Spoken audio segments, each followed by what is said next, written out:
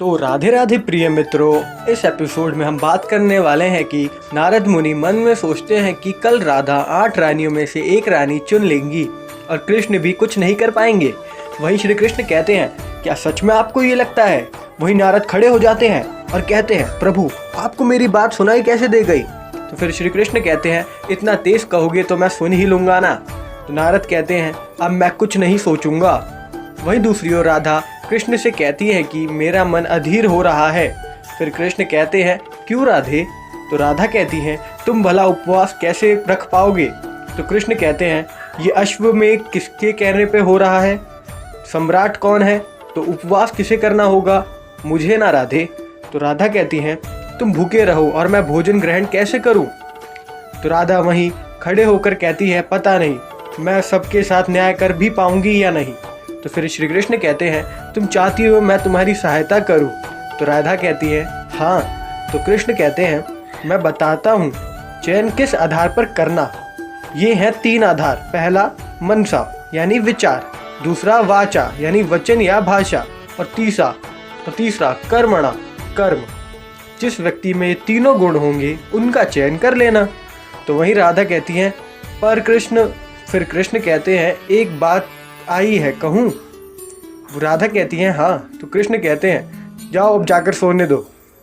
तो राधा हट करके वहाँ से चली जाती हैं। फिर कृष्ण कहते हैं, तुम चिंता मत करो।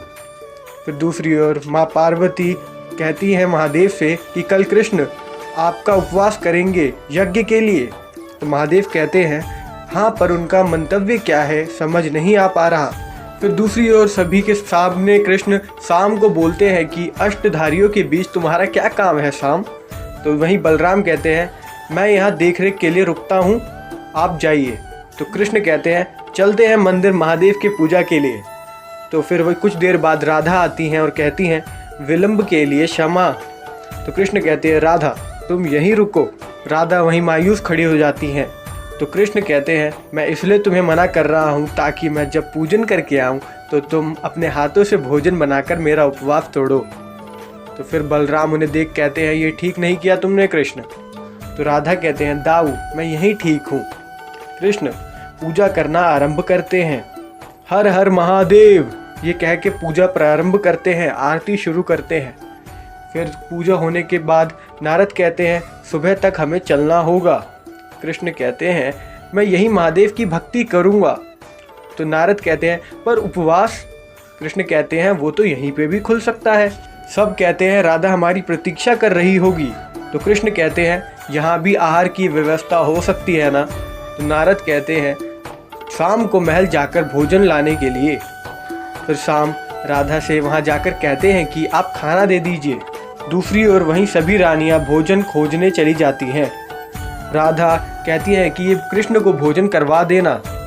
राधा सारा भोजन दे देती हैं और कहती हैं कि कृष्ण को ये दूध अवश्य पिला देना। फिर शाम कहते हैं कि आपको तो केवल कृष्ण कृष्ण ही लगा रहता है, बाकी रानियों को क्या? उनको तो आप भूल ही जाती हैं। तो वहीं बलराम उन्हें देख कहते हैं, उन्हें डांटने लगते हैं। फिर कुछ देर बाद राधा कहती है कि मैं कैसे इस भूख को शांत करा पाऊंगी कृष्ण की। तभी राधा दूध की एक गिलास लेती है। फिर राधा कृष्ण नाम लेकर दूध पीती हैं। वहीं कृष्ण के मुख से दूध निकलने लगता है। इसी प्रकार आज का एपिसोड हुआ ख़त्म। ऐसे ही एपिसोड के लिए हमारे चैनल को लाइक एंड सब्सक्राइब अवश्य करें। राधे कृष्ण।